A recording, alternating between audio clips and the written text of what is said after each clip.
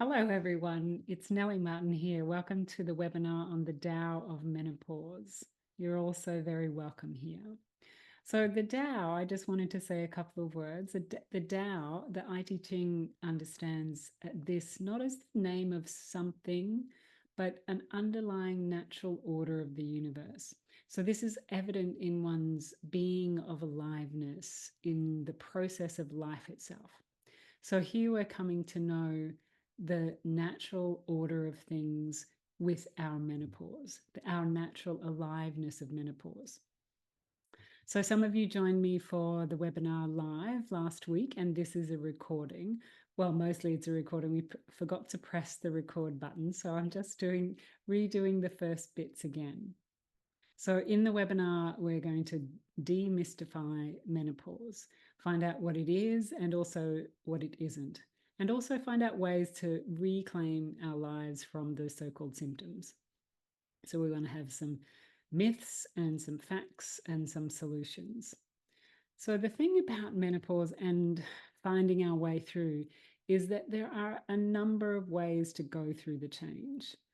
And who, for instance, would expect to find the answers or the solutions to menopause through the medical model, find the medical system as our sort of solution point? The thing about doing that, though, is that the medical system is on about fighting disease, and menopause is not a disease. As I said, it's a natural part of our life. It's a life phase for us as women.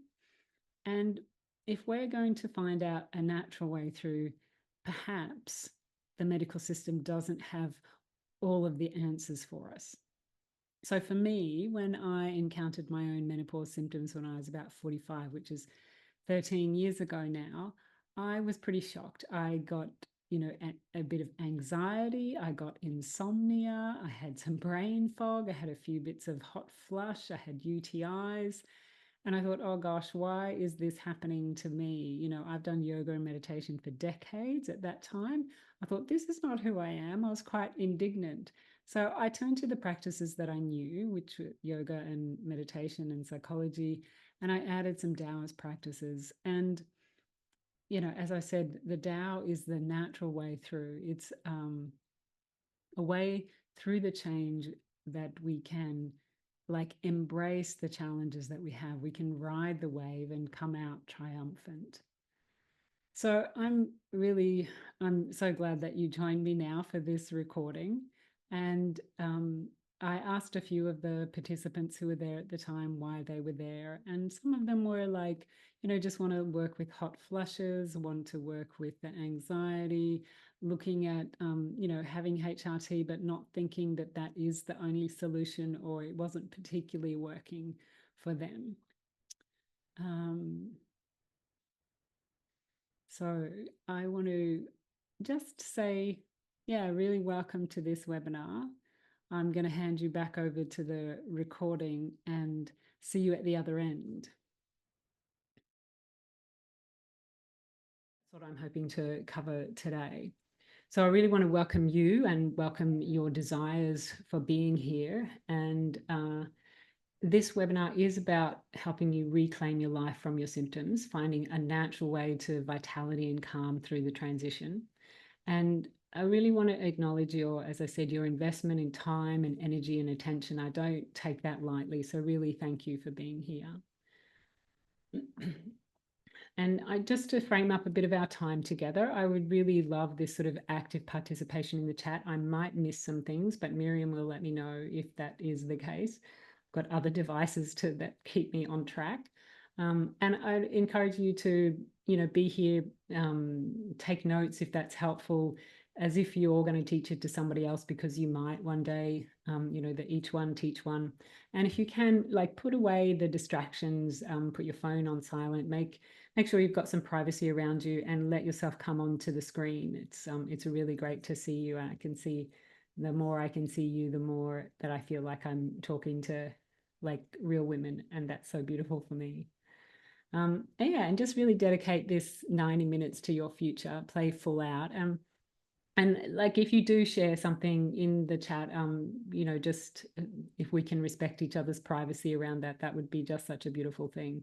And if there's other women on here that you do know, respect their confidentiality. And even if you don't know them, please respect their confidentiality. So just give me a hands up if everybody has an agreement on that. I would love that. And there'll be some time for some questions at the end. I do want to have your voices in this space too. And I really want to acknowledge as well that, our ancestors were their great, hope for the future. And here we are. And as well as acknowledging the land that we're on. I'm on Gubbi Gubbi land in Australia, and I grew up in Narrabal country. And I want to acknowledge also my teachers. I've had so many brilliant teachers. I stand on their shoulders really to join you today. And that we're all women on a menopausal journey, sort of in a speck of time. Some of us might be perimenopausal, some right in the middle of things, and some of us postmenopausal. And here in Australia, menopause is really like a hot topic of the times. We are having a Senate inquiry into the menopause. Maybe some of you didn't realize. And, that's so interesting to me. Middle-aged women, we're coming of age. Somehow everyone wants to know what to do with us. But I think more importantly, we want to know what to do with us. So today I really want to address that inquiry on a more personal level. So what for you to do with your struggles, how can you find the vitality and calm naturally? How can you find your inner radiance?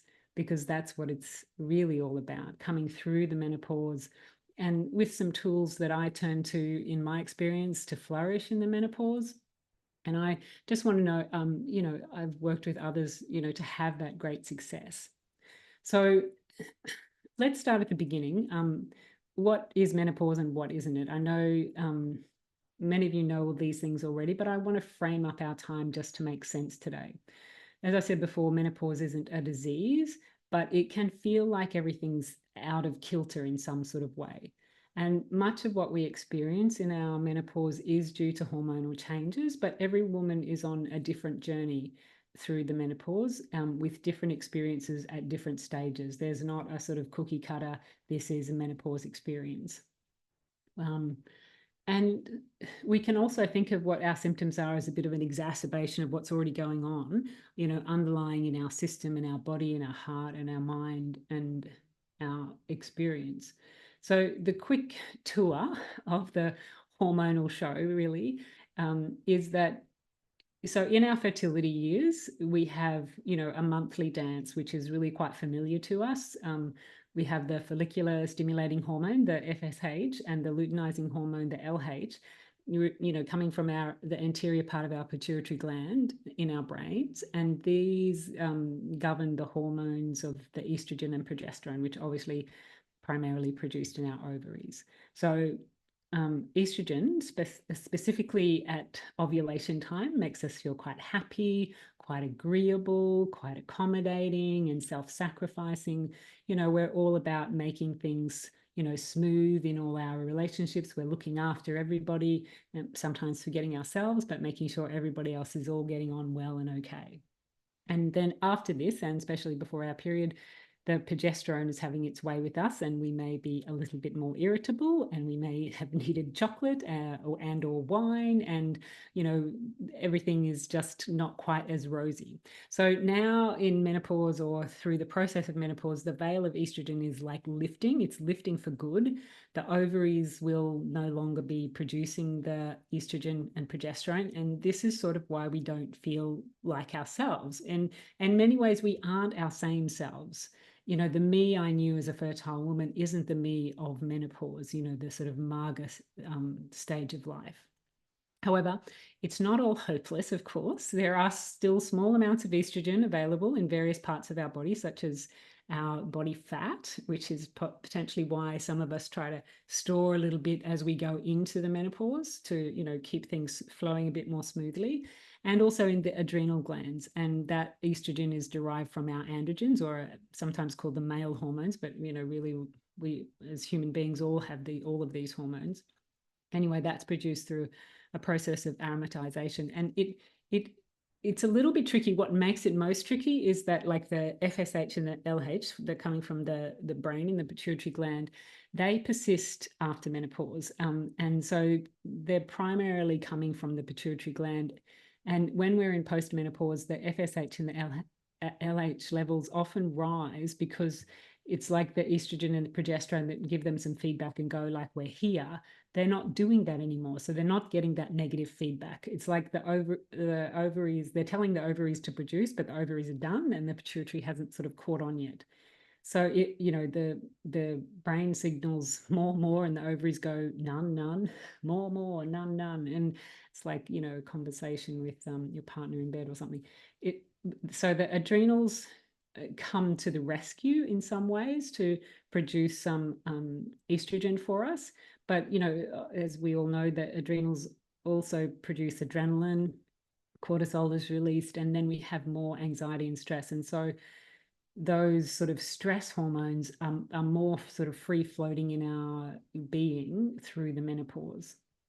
So, it's like the body is trying to regulate itself, but it feels like chaos. And, it often is chaotic in there, more chaotic than even our sort of PMS times. It's like we can't believe, how mad we are. And without that sort of smooth, nice estrogen rolling around every month, we might have even had thoughts or said things out loud, even like, gosh, why are these people expecting so much of me? What was I thinking, accommodating and pleasing them all the time? What about me? Or, oh my God, I'm getting fat around my middle. I never had this before. And don't tell me to exercise. My joints ache. I can't exercise like that anymore. Oh my God, give me some wine and make it good and get away from me. Do not want to have sex now or anytime soon. Just let me get to sleep. And then, oh my God, I'm going mad. I can't sleep. Oh, I need to get up and pee again. Oh no, I hope it's not another infection. I am done with that. Why is my skin so itchy? I'm scratch, and I'm hot and I'm flustered most of the time.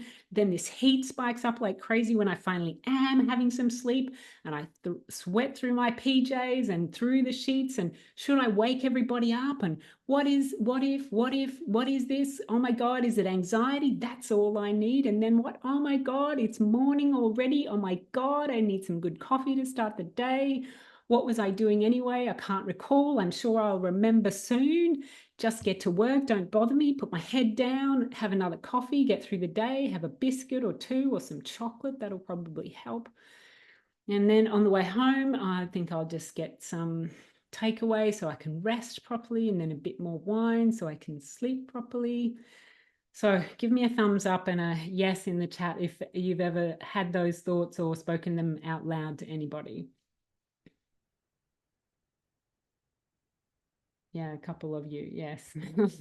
Well, yes, hearting that. Yeah, that's sort of an experience that we can have sometimes. And it's like this, we've had anxiety, we've had insomnia, we've had hot flushes, we've had night sweats, we've had brain fog, we've had forgetfulness, low moods, low energy, irritableness, we've had weight gain, fluid retention, metabolic issues, achy muscles and joints, bone loss, dry hair, dry bone, loss of hair, libido, sexual issues, urinary issues, UTIs, incontinence, sore breasts. Oh my God, no wonder they think it's a disease. And just, yeah, no wonder they think it's a disease. And we get this like mad as hell type of feeling in it. Yeah. Yeah. Thanks, everybody. Yeah. So I just wonder like what then we can do about it. So that's really what I want to have a look at. Yeah, all that list. We hate looking at that list, and it just reminds us of how things are sometimes. So today, what I really want to go through is to offer one hopefully useful tool, like have a look through the myths, have a look through the mindsets, and find some solutions for us. So yeah, what I'm guessing is that we really want to deal with those things, the pesky dwarfs, if you like, the itchy, scratchy, bitey, psycho madness that feels like it comes to us. And it's like, because those things aren't us, right? They're not who we are. We want what we would think of as the right tools at the right time. Because if we apply the right tools, but it's the wrong application or the wrong timing. Um, they're just not really going to work. It's not a useful thing. And there are so many tools out there. So I just give you an example. Like when I started my menopause, I had some hot flushes. It wasn't like my major symptom, but they came up and I thought, oh, I'll just notice these in a mindful sort of way. I'd been a mindfulness meditation practitioner for years by that time. And I've got, lots of skills. I work with others on mindfulness where we just notice what's difficult or um, but then I also remembered that at some point in time, I'd worked mindfully on some tooth pain and actually lost that tooth. And, that was a good example of rather than just mindfully notice the sensations, I should have gone to the dentist. So then I also like lived in a Zen center for some time, and my Roshi Joan Halifax, she tells the story of one time a man in her Zendo, like at the end of a sitting meditation, just fell on his nose, like fell straight forward from sitting in meditation.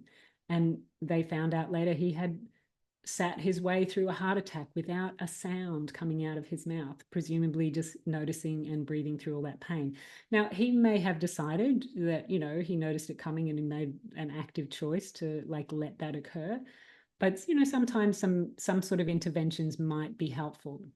So when the hot flush thing was happening for me and I learned what was going on physically and physiologically, the hot flush is often a spike of adrenaline. And when we have more adrenaline running through the system, there's a sort of rapid aging thing going on internally as well as externally. And while I'm not averse to a few more wrinkles appearing, I was also hoping for a long, healthy life. And stress and adrenaline, cortisol running through the body, is not necessarily a good idea. So I thought, oh no, not another sort of tooth loss situation. So I realized the approach of, just noticing that mindfully wasn't necessarily the best story. So the best approach, the best tool at the time. So I know this webinar is not about me, it's about you. So, it's time at those times to really look for different tools and to know what we're looking at. Here's some pictures of me. I'll tell a little bit more of some of the stories of those pictures as we go through. So what I find though is that women are often missing like a simple framework to follow and reliable information and support to implement those sorts of tools. So I knew that there would be natural ways through because there's so many women who've experienced a natural way through before us, like generations before us, our mothers, our grandmothers, our great grandmothers. So like I was really keen to find those tools.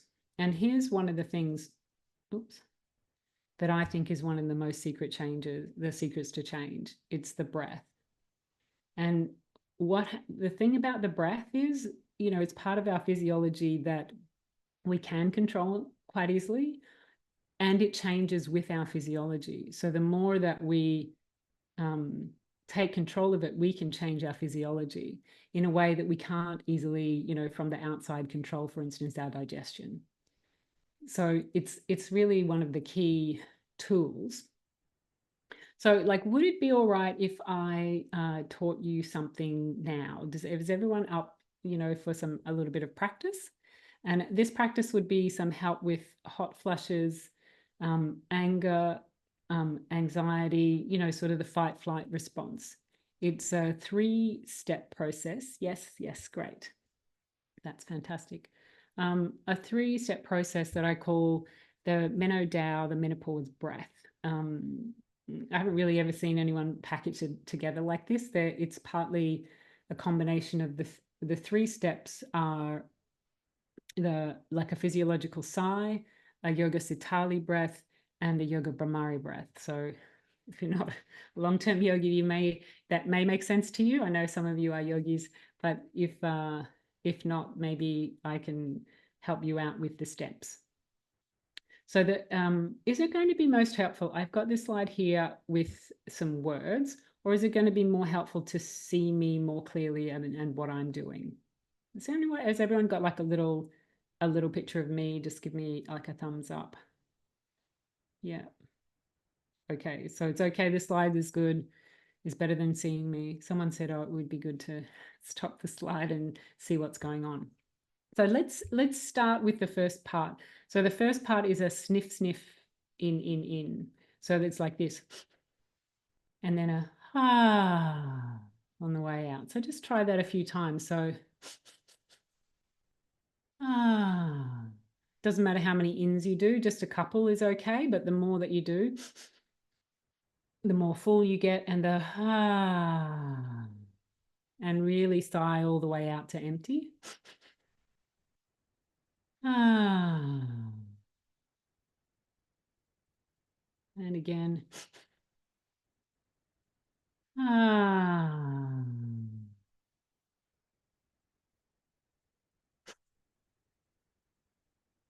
ah.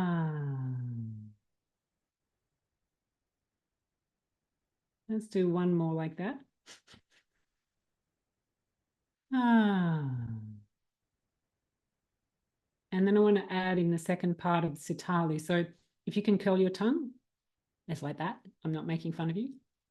If you don't, some people can't curl. If you can't curl, just sort of lay your tongue flat and bring in the air over the tongue. So if you can curl your tongue, in, and then ha again on the out breath.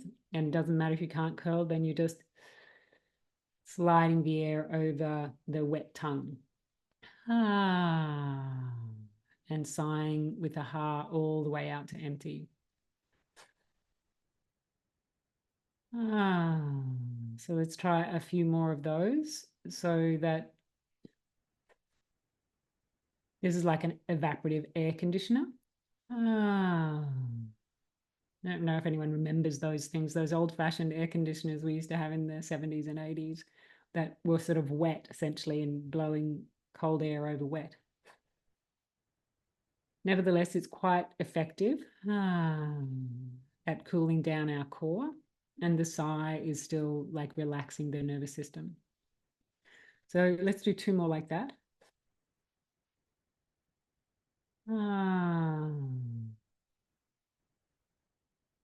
And all the way out to empty.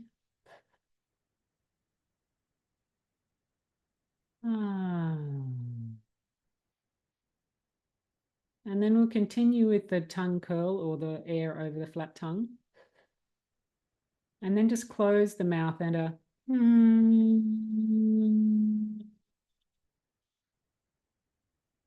like a hum on the way out, and then all the way out to empty again. So, and and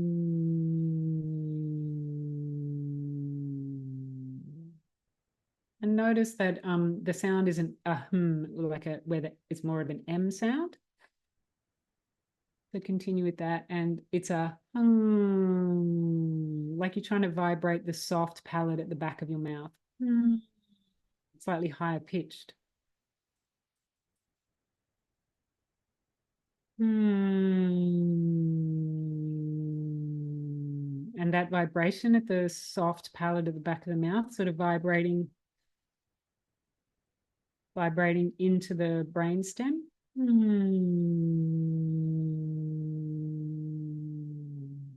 And always good to know that there's a little bit of breath that needs to come out that can't make sound. So going all the way to empty.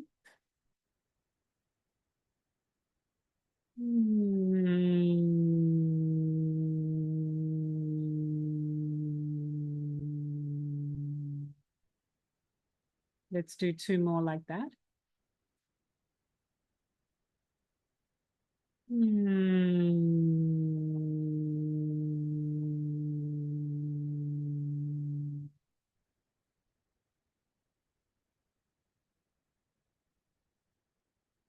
one more.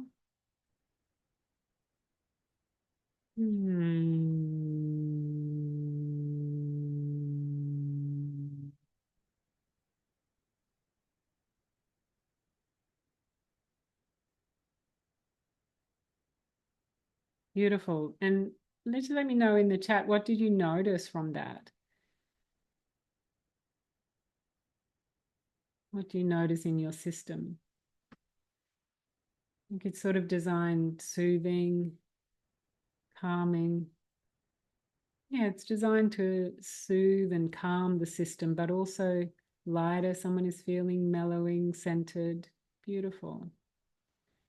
Yeah, to if like it's winter here in Australia, so we probably don't have a great need to cool down. But if we're heating up in the core, which is often how the hot flush starts, sort of around the chest and neck area and sort of travels upwards from somewhere in the core, sometimes from deeper in the belly.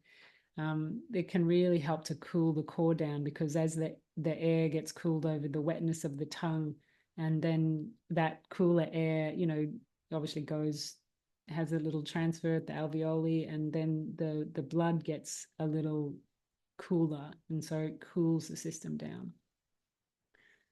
Yeah, that's great. And comforting. That's beautiful.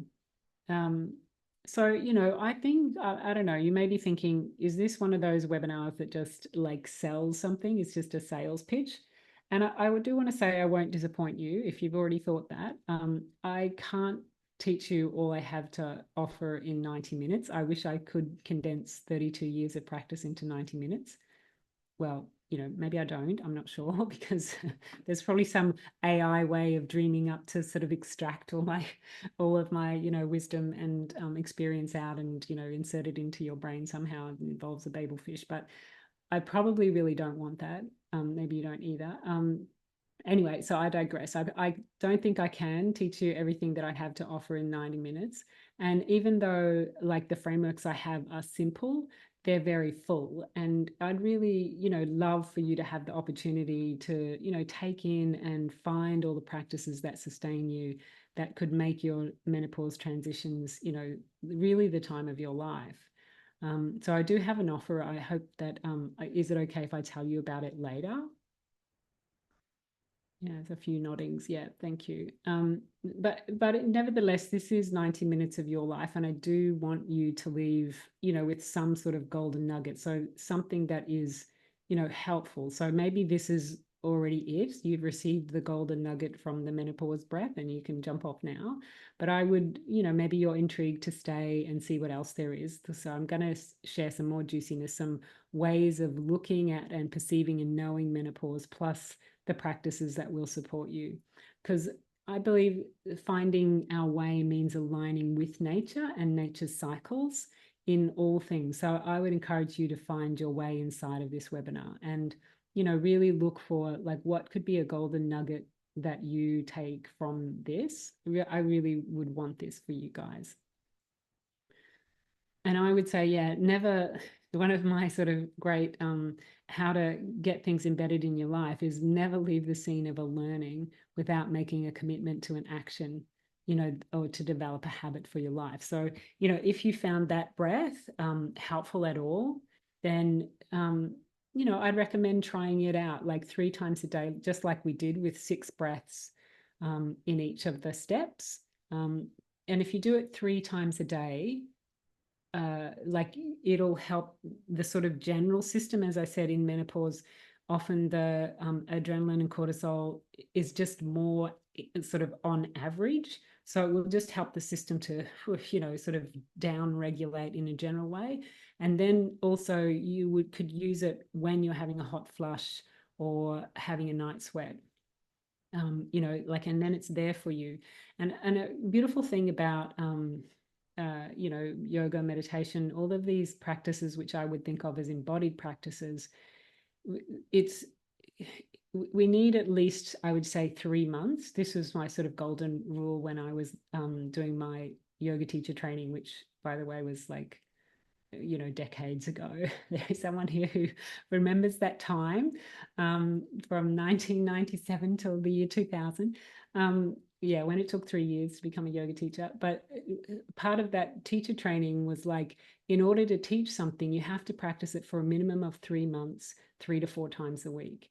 So then the practice is in your body, it's in your, being, and then it's yours. And so, like if I've offered you something that's useful, if you practice it for 3 months, 3 or 4 times a day, or sorry, 3 or 4 times a week, So what I would recommend is 3 times a day, like to really, help you work with symptoms.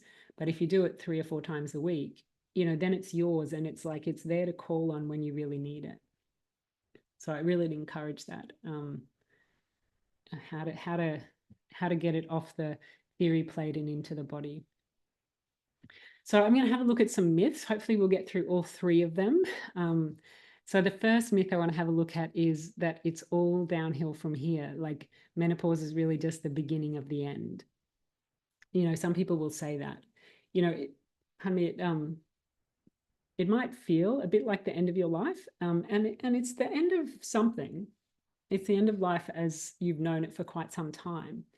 And just want to share one of my challenges, which was really where I thought, oh, this is it. It's the end. I had at some point during my menopause a life-threatening UTI, that challenged a relationship that I was in, and I don't know, maybe I'm better off without him. But there was a moment in that process where I was on my own on an ambulance ride to the hospital, where I couldn't have imagined ever feeling sexy again. But I found a way, and one of the ways that I used were the Taoist practices that were really a process of regenerating my whole uterogenital area. And I really feel like that without those practices, I possibly would have been, just in some sort of state of shock. But now I feel like that whole area has regenerated, it's flourishing, and I'm really just enjoying my menopause time. So hormonally, of course, it is the end of our menarche. It's, our ovulation and our bleeding time, or the end of our fertility years. Sometimes useful to think of as a bookend to puberty. So there was our childhood and the time up until that point. We went through puberty and we became, the matrescence, some call this. So I think it was Dana Raphael in the 70s. She coined that term, the matrescence, meaning it's, the process of becoming a mother. It's a rite of passage that we all go through, even if we don't birth human babies. We birth and mother projects, careers, and other things in our life, and it isn't just, it isn't like, it doesn't happen on a day. It doesn't happen on the day that you start bleeding. It's a process of coming into maturation. And Jane Hardwicke Collins, she's a contemporary Australian wise woman. She describes the menopause transition as a sage essence. So at the other end, we're really becoming the Maga, or the magician. And this is really our rite of passage towards eldership. Like we're not quite there, at the point of the beginning of menopause, but some say that rite of passage, into eldership is really around 70. Some women would say it's more like 81.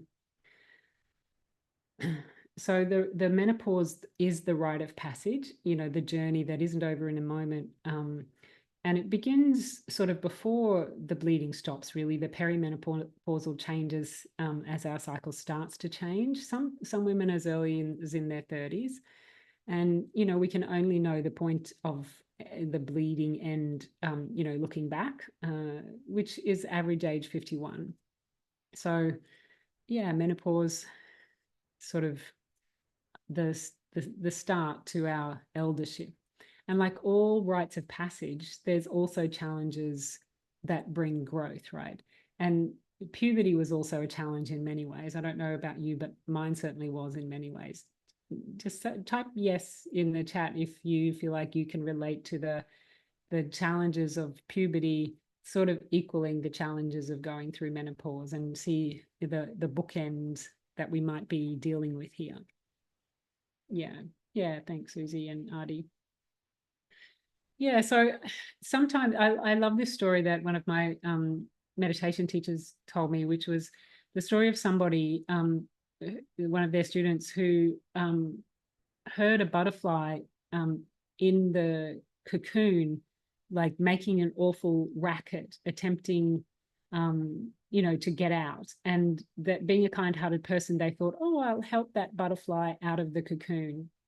And, as they very gently prized open the cocoon, only to reveal, a sort of butterfly that died a few seconds later. And I mean, that person was very kind-hearted and of course broken-hearted, not realizing that, you know, helping the butterfly out meant that it didn't have the opportunity to do this, to beat its wings, to get strength into the wings, but also to beat all that beautiful powder that becomes the butterfly wings, which give it lightness. And so, you know, this butterfly was limp, wet, weak wings and died. And so by saving her the challenge, if you like, of breaking out of the cocoon, um, it really made her weak and ineffective.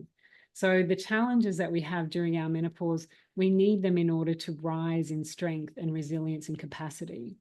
The same as we needed all of the challenges that we had through the, you know, the coming into the matrescence, the mothering time, all of the challenges that we had that had us rise and become, you know, the women that we are, you know, today.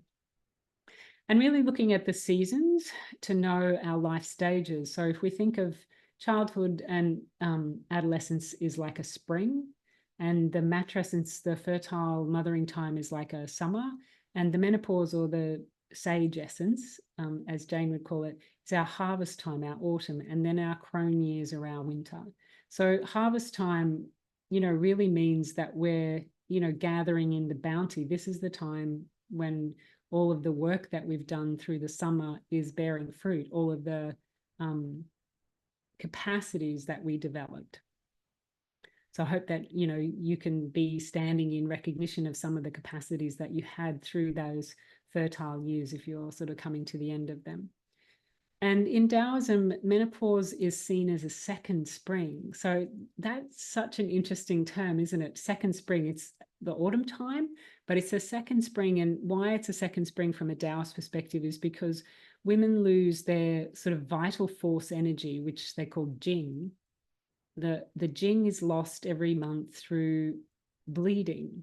So through the loss of blood, you know, men lose their Jing through the loss of semen, which is why in a lot of Taoist practices have men retain their semen whilst they orgasm during lovemaking. So, I mean, it's a different story for us. We can orgasm as much as we like and don't lose Jing, but the loss of our blood through through the monthly cycle loses our vital force, and that's pretty obvious to us. I mean, some women in their fertile years, you know, are suffering from anemia. They have so much blood loss.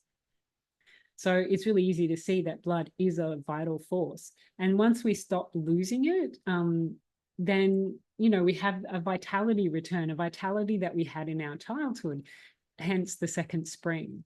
So I don't know how your experience is of that. If you're thinking, what, I've got no energy, you must be kidding, then I want you to know that a second spring is possible. So understanding what we're going through gives us clues to the tools that we need. So there are the Taoist practices, but there are other practices. And the stress, if you like, that is most helpful for us is, we've coined a term these days in exercise called hormesis, which means, you know, just the right amount of stress. So not the stress that sends you into like overwhelm and need for recovery, but also not like lying on the couch and looking at Netflix sort of thing. It's, I think of it as the Goldilocks approach to stress. Just the right amount to, you know, build strength and resilience, but not overwhelm us. And that will be like different for everybody. Some people who, you know, experience a lot of health challenges, it's useful to just stress with breath and the tiniest bits of movement or hot or cold exposure. And others need, you know, more more energetic work, more exercise, more grunt, if you like. And we all need to find the balance of that as we go through, and it might change from time to time. So one of the women that I've been working with, Karina, she said, I've been exhausted, but now I've begun to practice habits that that I've needed, and I've already begun to experience the changes in my well-being. And she said, 3 habits 3 times a day. This feels like a gift to myself. And now I have what it takes to keep me on track to a marvelous transition. Yeah. And having been through my own challenges, having a sense that, I can be here to serve you, with behavioral tools, with lifestyle tools, with breath, with movement, to set you up to become the wise woman that that you are, really, that you are becoming. So type in the chat if you're looking forward to a wise woman rising and a second spring rising. Yes, a few of you. Fantastic. Thank you, Susan. Yeah, so I love this. People don't cease playing because they grow old. They grow old because they cease playing. And the more, perhaps, we have the challenges that we have so that we continue to play. Like life is a game, and maybe it's whoever has the most fun wins. And if it was easy for me, I would play you some more songs, but I'm a bit technologically challenged to get both things going on at once. So here we are. Like here's the next myth that I want to have a look at. And this myth about like we need HRT and medical interventions to treat menopause symptoms. So as I said earlier, menopause isn't a disease, not from a Taoist perspective, not from my perspective. It's not a random occurrence. It's not dangerous. If we think of it as a natural part of the life cycle, then we can find the tools that we need to get through the journey. I wanted to give you a story. This is from a PhD, Sharon Perry. She said, postmenopausal women in many cultures, in Indigenous traditions, they're community leaders with considerable power and status as spiritual elders. And while chimpanzees experience menopause, post-menopause orcas, like these guys, lead their pods. Short-finned pilot whales, they stop producing at around 40, live to 63. And, that the older women or the older females, they're a repository of vital information for the rest of the group. And the same is for the beluga whales. And the narwhals, they go into their menopause at about 40 and live to about 80. So half of their life is in menopause. And the same with elephant herds. The older matriarchal females lead those herds, and they're all post-fertile years. And the same with the giraffes. They live about 8 years after reproductive time. So the Indigenous view that of postmenopausal women as being really valuable resource in terms of knowledge and experience, that theory is supported by the fact that older women in hunter-gatherer societies on Earth today are often the most productive in their communities. And in an Australian Aboriginal culture, the grandmothers, the aunties, they're again the keepers of the knowledge and the wisdom, and the transmission is from grandmother to grandchild, not from mother to daughter. So the relationship with the older women really is, we're holding a bigger, wider vision. Motherhood is beautiful in that we have a way of relating one-on-one. So all of the attachment hormones come in, and mothers love their children so much. I know this from like many years of working with families. But the grandmother essence is that it sort of broadens. So I contrast this sort of view, if you like, of like animals, Indigenous folks, to a human menopause story from the ABC, the Australian Broadcasting Commission.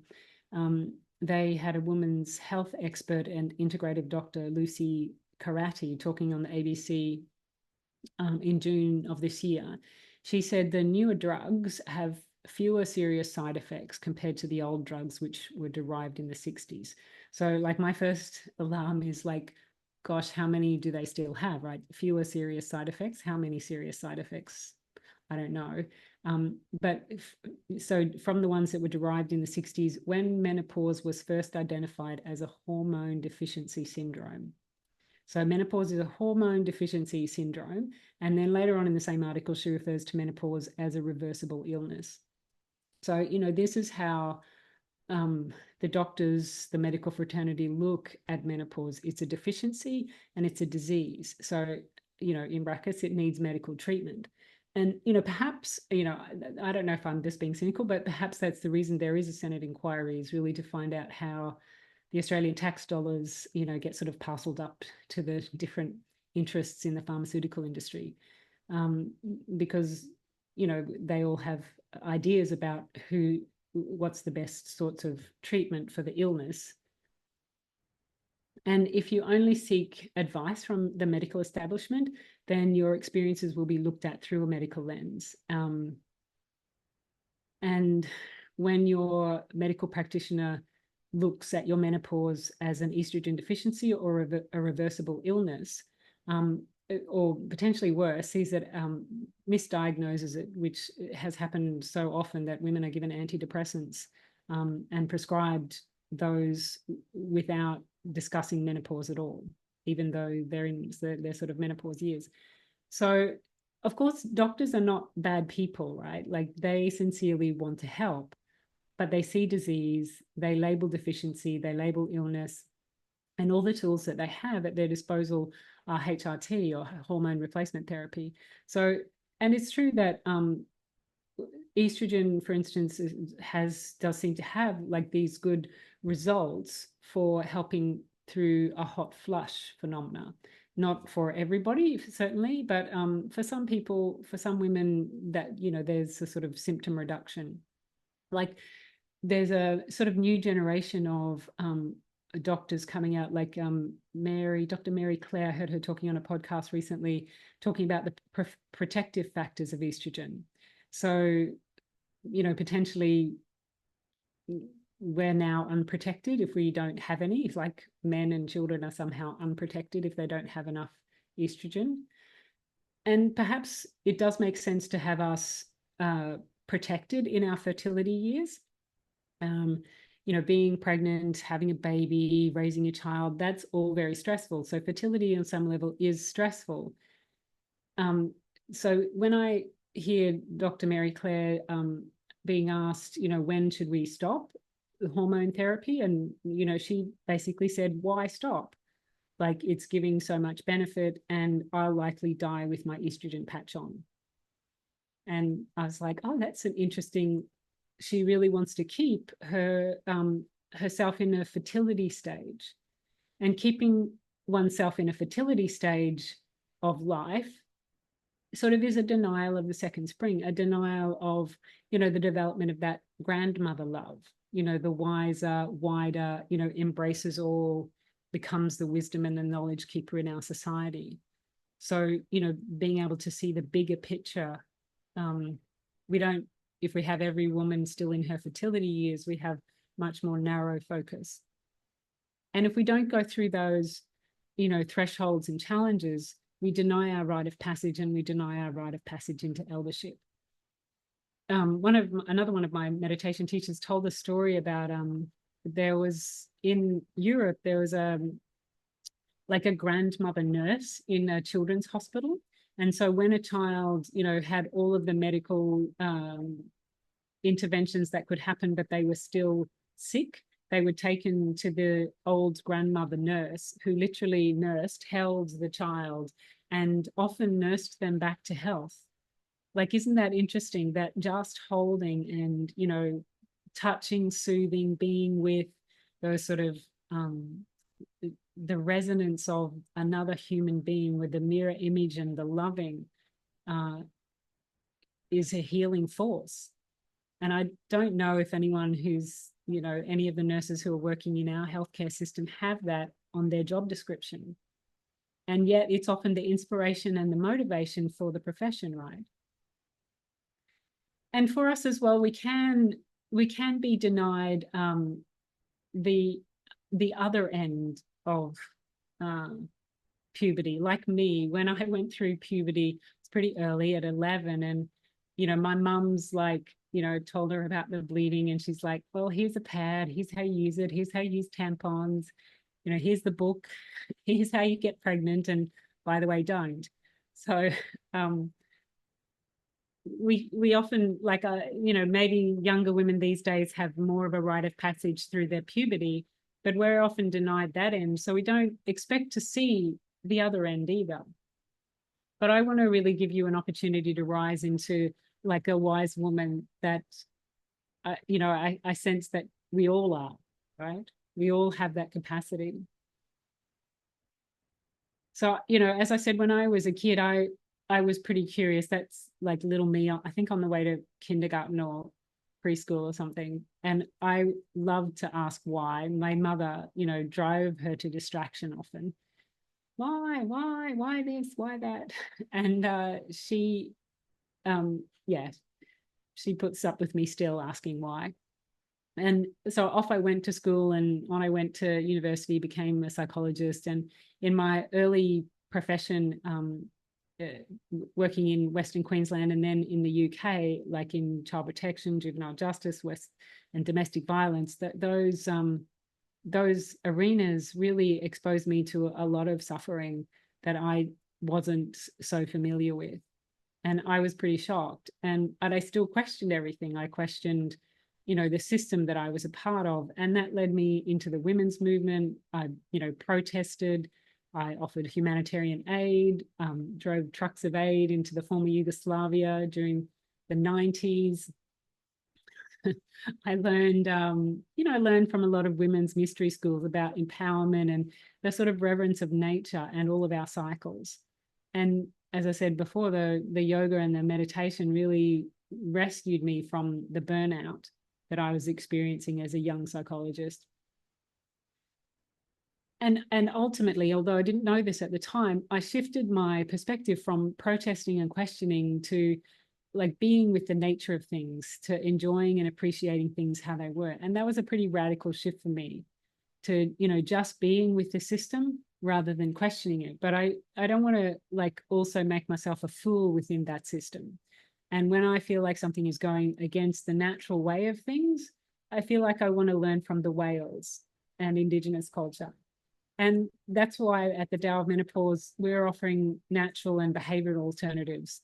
So it's not that if you're using HRT, this is fine. You can use them as adjuncts. But to know that, you're with somebody who's made the transition without them. So I know these tools work, as standalone devices. I mean, everyone should have a right to choose whether they go with the hormone replacement therapy. And of course, you should discuss those options with your doctor. But to let you in on a little bit of a secret, that we have an internal pharmacy. Like all of the drugs and chemicals that are produced by the pharmaceutical industry can be produced endogenously. And and you're saying, really, what? Like, how do we do that? We can actually do a lot with just our behavior. So I think of these as like pillars to health and vitality. We've got breath and movement. That breath and movement changes physiological state. We can, exercise and find, particularly that hormetic stress can give us real changes in our physiology.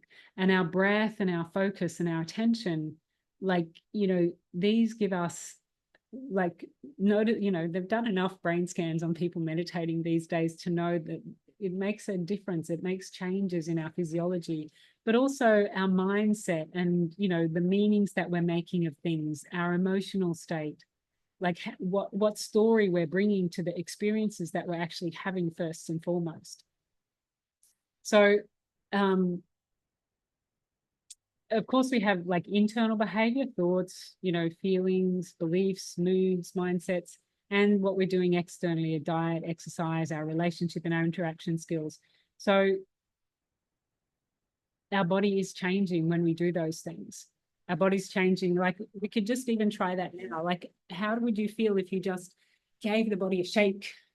Just try it now. You might feel a bit silly, but nobody else is watching except all of us. And do a if I could put some music on easily, I would, and I'd give you another little dance. But just that little bit of breath and movement can have a little shift for us. So the next thing I would love to have a look at is, so before we go there, I'm just going to let you know about one of the keys to feeling good is oxytocin, right? Like that's the love hormone. And doing these things, interacting with others, they can generate, so much happiness and joy inside of us that it's like we don't need we don't need the estrogen. We have other hormones that can make us feel good and feel vital and alive. So I hope that you can imagine a second spring coming your way. Someone that I worked with, Iris, that wasn't her real name, she didn't want to give it, but she said, the tools you've given me are a way out of my levels of exhaustion and fatigue. So I've started practicing already. I'll make this a habit, and the changes of my, wandering mind and energy, I'm already feeling enlivened and energized and on my way to recovery. I'm repairing my relationships with my own body and my family members, and it makes for a retelling of my menopause. I'm empowered and feel led by my future crone, my wise woman. So that was some of the work about, really developing a future vision for who she was becoming. And, I wish for all of my transitions, I'd been surrounded by elders and peers, and I wish that I'd had my hand held a little bit, given information and support until I felt I had the confidence and certainty that I could undertake a journey, and even though the nature of all journeys is that they're uncertain, that you can have certainty that you can navigate the uncertainty. So I wish that I'd had that. And so that's really what I would want to offer for you, is that there's this creation with the Tao of Menopause, information, support, practices to give you confidence to navigate your transition. So I wish for you that there would be ease and grace in your transition. And I really want you to find that, in tune with your own nature. So in terms of the practice takes, what if this takes more time or energy than I have? I feel like this is a bit of a myth because, once we start doing practices that give us energy, then they motivate us. It's like we do them and then the motivation happens. People tell me all the time when they come to me, oh, I can't do that, I'm not motivated. I'm like, well, do it first and then you get motivation. It follows action, the motivation. And and then we find the time, right? The time that we might have otherwise spent scrolling or, doing things that aren't uplifting, that aren't really supporting us. So simple steps and straightforward tools, they're so easy to implement. And sometimes it's really about micro skills and attaching habits to other habits that you already have. Like I have a few little things that I do while I'm brushing my teeth, if you like. And those little extra micro habits, can make all the difference. So these are the areas that we would focus on: sleep, nutrition, environment, and our social and relationships, social connections and relationships. So sleep, we are already doing that. So sometimes it's really making some habits around sleep, to get it going. There's the circadian rhythm and the light and dark exposure, as well as what we do, when we go to sleep. And nutrition, obviously, it's what we take in with the food and water, but also our gut health, our oral health, how we're looking after that. And the environment, we can sometimes be exposing ourselves to toxins without even being aware. And there's a sense of, if we earth ourselves, if we really find our way to the connection with nature, then we'll find our way because the nature will show us. Yeah, and our relationships and our social connections, they're so, so important, again, for opening the heart. And I have to say, I was probably the slowest learner on this path, because I was practicing, my yoga and meditation diligently for a long time before I really saw that what those practices are about is the long journey from the head to the heart. I've had the privilege of teaching yoga since 1998 and meditation and Buddhist meditation since 2005. And I still practice those things daily, and it's still a journey from my head to my heart. I get up for sunrise these days, and it's like I just wouldn't. Lynn's off. I just wouldn't not get up. So our and for me, the sense of like time, you know, it depends what's important to you. Like if it's important to you to spend time going to lots of doctor's appointments, like my folks who are quite elderly, then that's maybe what you want to spend your time on. When I lived in a Zen center in the States with Joan Halifax Roshi, one of my fellow residents, Stephen, he said, and it was the sort of first dawning for me about this when we were having discussions about, our medical benefits from the Zen Center. He said, yoga really is my health insurance. And I hadn't really, although I practiced for a long time, I hadn't really seen it like that.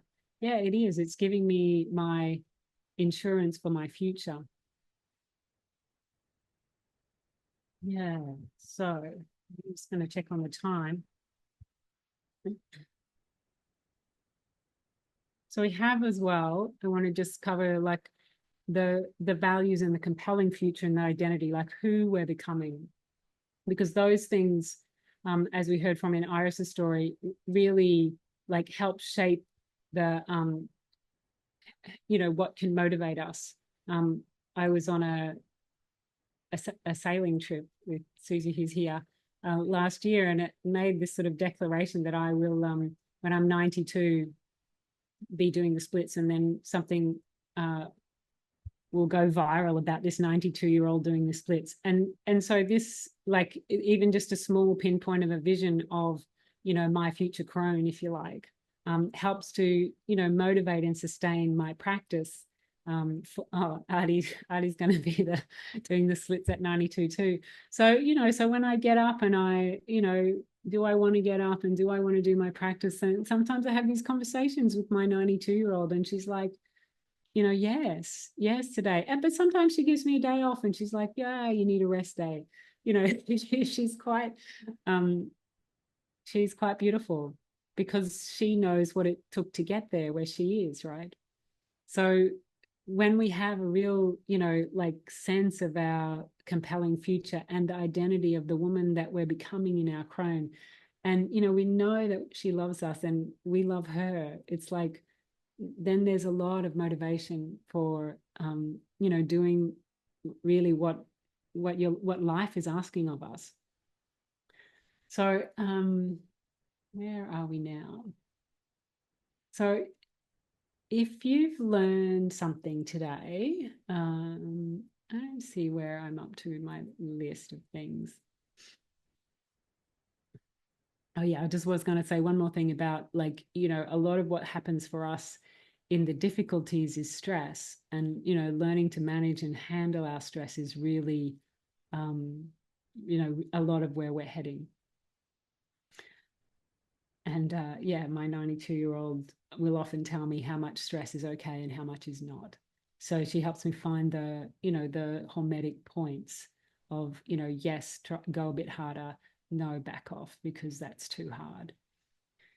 So is it okay if I let you know a few more things? No, we don't have time. Okay, can you tell me, like, love that so much. Yeah, if feel like you've learned something today, please type yes in the chat box. Hope that someone has learned something. So what we did was we had a look at the hormonal dance. We looked at a tool, the Menopause breathing, the menopause breath. Yes, thank you. Thank you, Mel. Thank you, Artie. Thanks, Susie.